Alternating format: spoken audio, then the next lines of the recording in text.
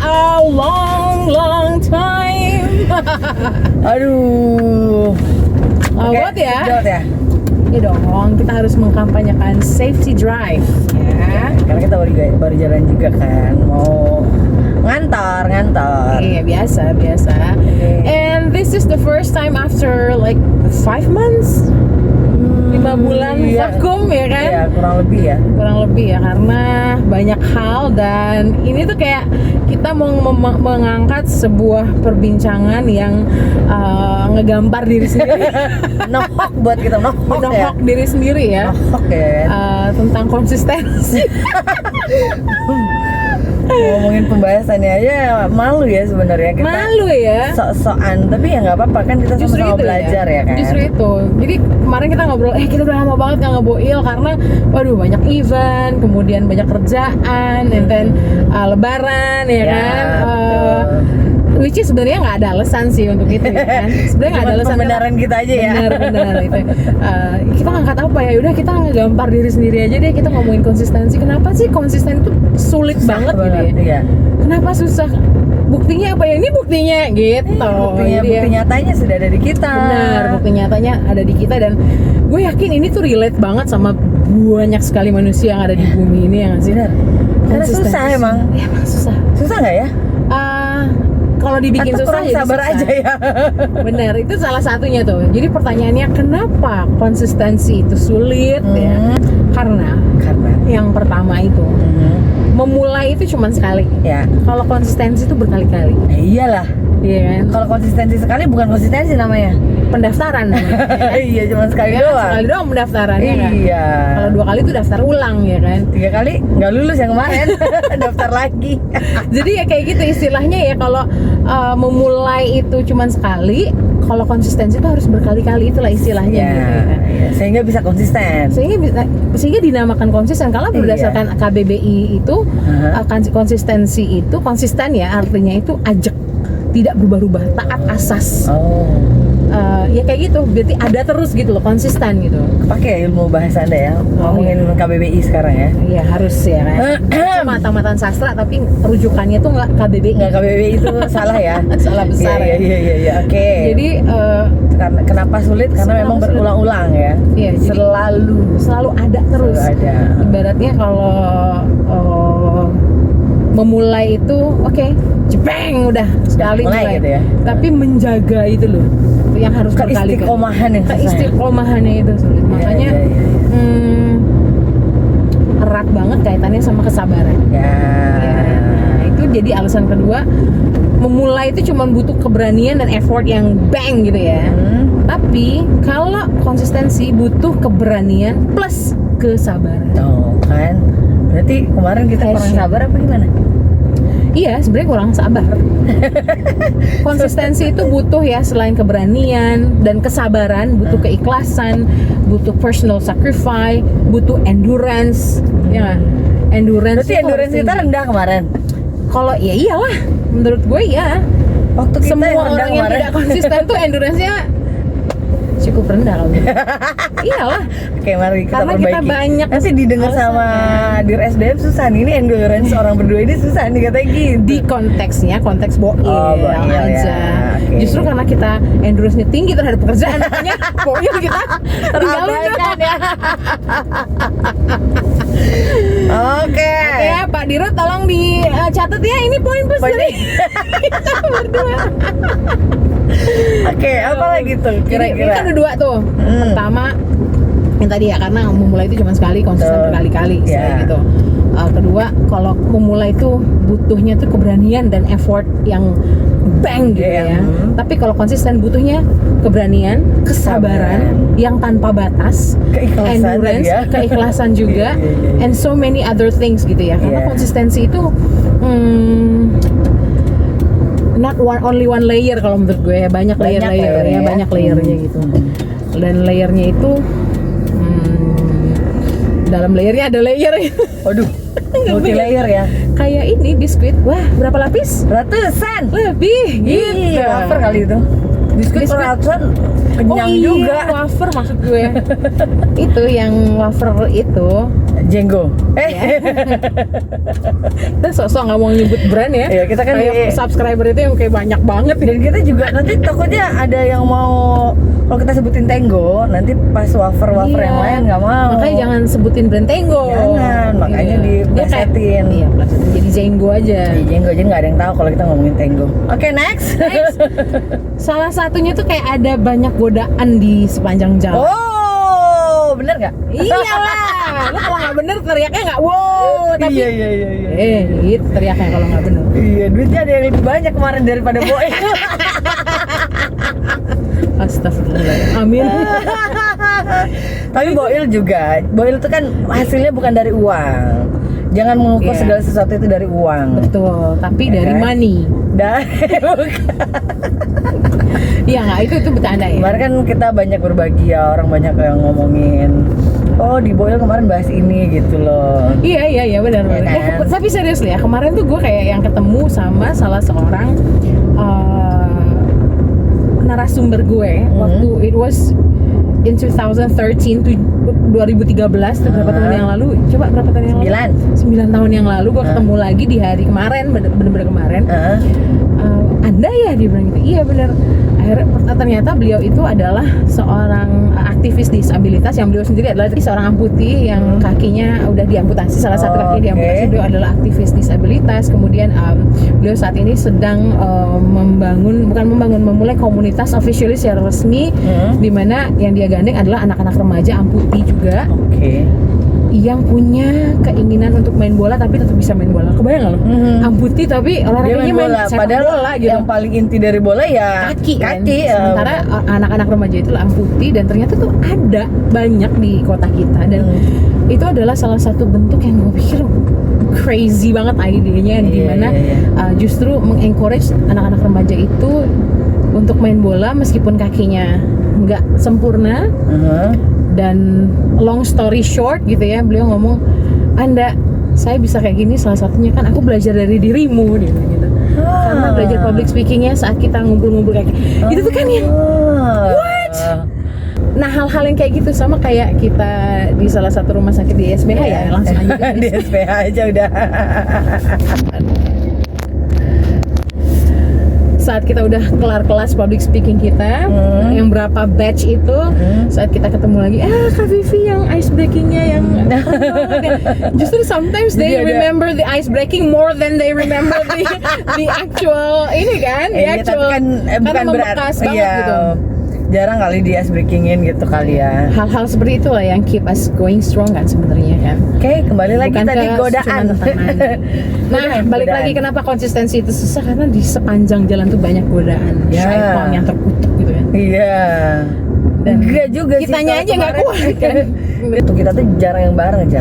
Iya, nggak ada alasan sebenarnya. Ya, we can make the time kan. Ini bukan soal waktu luang, tapi meluangkan waktu kan. Iya.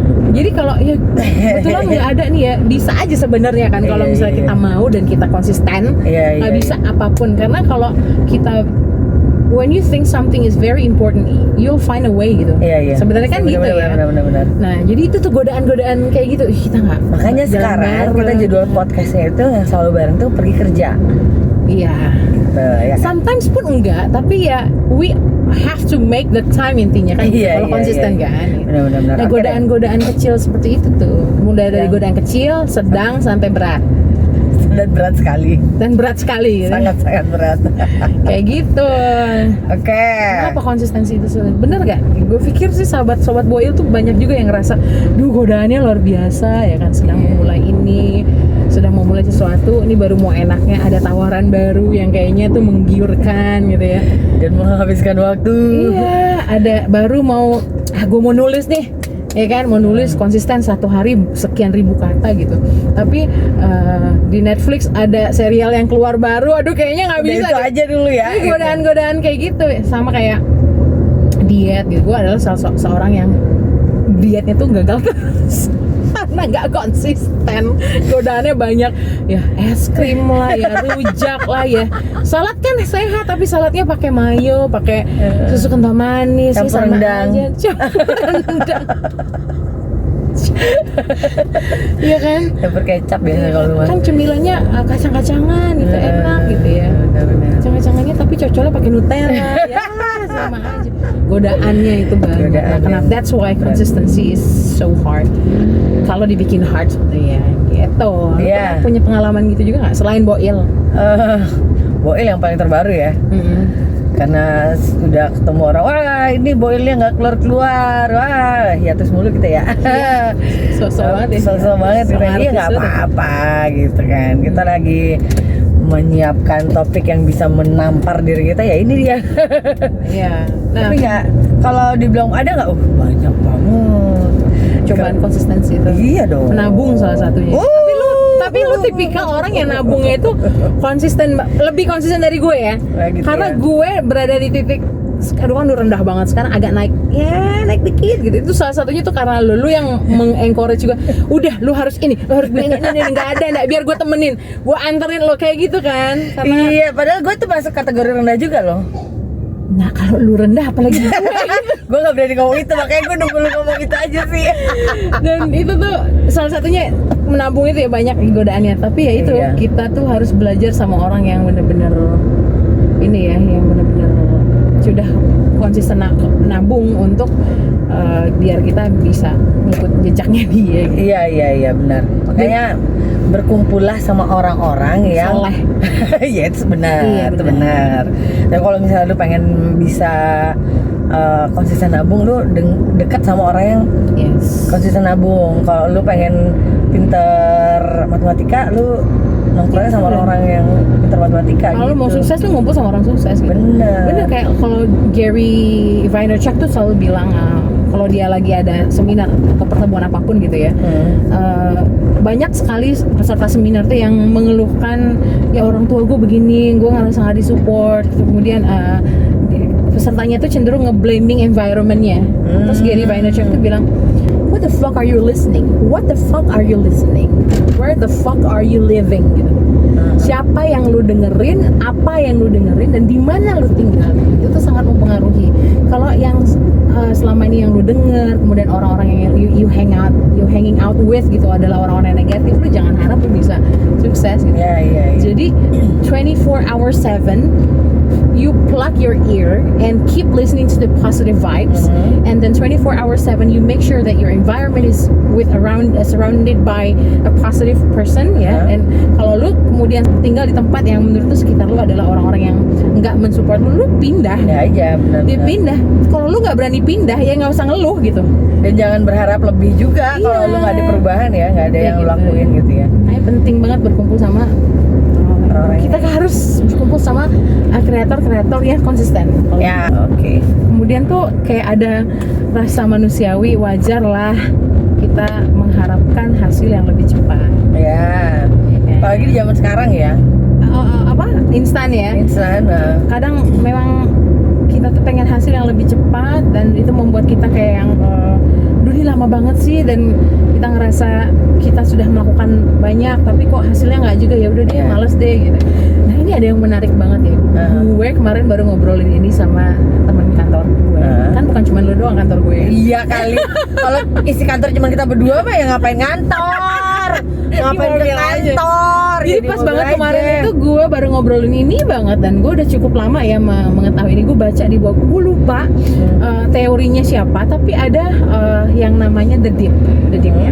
Jadi gini, kalau kita grafik kan ada sumbu X sumbu Y ya, kan ada. Ngerti semua. Oh iya dong, sekali ya kan. Jadi kalau kita lihat grafik ya, kalau yang horizontal itu effort, kalau yang vertikal itu result, hasil. Jadi berbanding ya antara effort sama hasil. Kalau kita mulai kayak gini ya, ini kalau editannya bisa pakai grafik keren banget. Iya, kita lagi nyari ini relawan untuk editor. Jadi kalau kita effortnya kan yang ini result. Saat kita memulai, ya kan, saat kita memulai kan kita semangatnya, udah kita lagi on fire banget gitu. Jadi kalau kita dari sumbu 0 itu energi kita kita mulai, jadi grafiknya naik gitu. Ya kan, effort kita semangat kita, daya kita banyak, effort kita banyak, resultnya juga menunjukkan hasil yang cukup signifikan. Karena kita mulai dari nol nih, jadi kelihatan banget kan perbandingan kan dari zero soalnya kan. Benar. Jadi mulai ini udah mulai nih ekstra, mulai mendaki. Habis itu di tengah kita mulai turun karena kita udah mulai capek. Nah di situ tuh namanya ceruk, itu namanya the dip. Ceruk itu tuh yang mulai grafik itu turun, dimana effort kita bagus, effort kita tuh makin besar, tapi resultnya kok nggak naik gitu. Itu akan ada itu di semua part of your life. Mau lu usaha, mau lu bikin konten, mau lu kerja, mau lu marketing, mau lu penjualan, mau apa, semuanya tuh kayak gitu. Ada ya, pasti melalui itu. Semuanya pasti melalui itu. Dimana lu ngerasa bukan ngerasa, tapi the truth is effort lu keluarin gede, tapi kok resultnya malah nurun. Benar. Kalaupun nggak nurun segini aja nih. Nah di situ tuh mulai stuck tuh grafik kita, terus mulai turun. Nah ceruk itu atau penurunan itu, kalau kita berhenti, dia akan berhenti mati. Nah, the dip itu tuh ceruk itu tuh. Kalau kita terus keep going, itu mulai grafiknya tuh kayak ceruk, mulai kayak kayak ada cekungan gitu, bener-bener ceruk gitu ya. Cekungan terus mulai dia naik lagi, naik baru naik sampai ke sini. Mana. Nah, gitu. The dip itulah kunci dari sebuah project atau sebuah perjalanan itu sukses. Saat kita bisa melewati the dip tadi, ceruk yang itu tadi. Sekarang kita di mana fase itu? Gue pikir iya. Kita mau bergerak terus naik apa gimana? Syaratnya kalau jadi gini, grafik itu pasti akan naik. Ya, teori itu ngomong bahwa, hai Pak, grafik itu pasti akan naik. Syaratnya effort lu nggak boleh berhenti. Ya, tetap effortnya ini berhenti. Effort yang disumbu exit. Nanti result akan mengikuti. Pasti, itu pasti. Menurut teori itu ya. Dan syaratnya as long as you don't stop. Jadi banyak banget quote-quotes yang kita sering lihat ya. Kalau lu nggak bisa lari, udah lu jalan. Kalau lu nggak bisa bergerak jalan, aja ya. Ya udah lu merangkak. Lo nggak bisa merangkak, terserah lu mau ngapain. Ngesot juga nggak apa-apa. Yang penting lu nggak berhenti. Nah itu tuh sehingga saat kita udah melalui the dip ini, you're going to strive again gitu. Lo akan bergerak. Jadi the dip ini. Jadi setelah gue baca teori itu gitu, kayak gue jadi lebih optimistis dalam hidup saat gue kebentok, saat gue ngerasa, aduh nih grafik gue lagi turun. Oh, Anda relax, this is just the dip. Syaratnya don't stop. Jadi lo jangan berhenti aja gitu. Jadi sobat Boil, satu lagi ada. Masih ada? Masih satu lagi. Apa? Penyebab konsistensi itu sulit adalah cepat merasa puas. Salah satunya. Oh itu kemarin sih enggak ya? Enggak lah, ya kalau Boil mah enggak ya, insya Allah lah emang puas apaan gitu, belum lah ya. Belum juga ngapa-ngapain. Belum lah sama sekali. Jadi salah satu ya konsistensi itu kenapa sulit deh. Sometimes when you already do something and then you feel like I made it, targetnya udah, gue punya targetnya udah tercapai, udah sih udah capek, udah puas deh gue. Gitu aja. Mungkin ada dalam beberapa konteks mungkin sesuatu itu ya udah sih ada waktunya kita stop juga kan ada gitu ya, saat kita mau merambah dunia baru atau merambah project baru gitu. Tapi salah satu penyebab konsistensi itu sulit adalah cepat merasa puas. That's why you stop. Kalau sekarang kita stop dari perjalanan karena udah sampai kantor. Ini kerudung gue gimana sih? Sampai kantor. Dan parkiran di depan lagi penuh ya kan? Nggak rempong ya? Hah? Nggak rempong? Enggak juga sih? Enggak sih. Mau duren nggak sih? Hah? Mau duren nggak? Tadi gue habis bawa sampah duren kayak. Oh. Enggak. Oh enggak. Kemarin, 2 hari yang lalu. Masa masih ada baunya biasanya? Ada ketinggalan kali ya? Ya gue lihat tuh jangan-jangan masih ada ketinggalan di dalam mobil. Atau parfum duren kali? Nah, iya ganti lagi. Iya kan kopi kan deket sama duren baunya. Iya nggak sih? Biar nggak kebauan duren dikasih kopi. Oh gitu. Bukannya deket. Kan aneh ya. Udah deh. Oke, bye bye.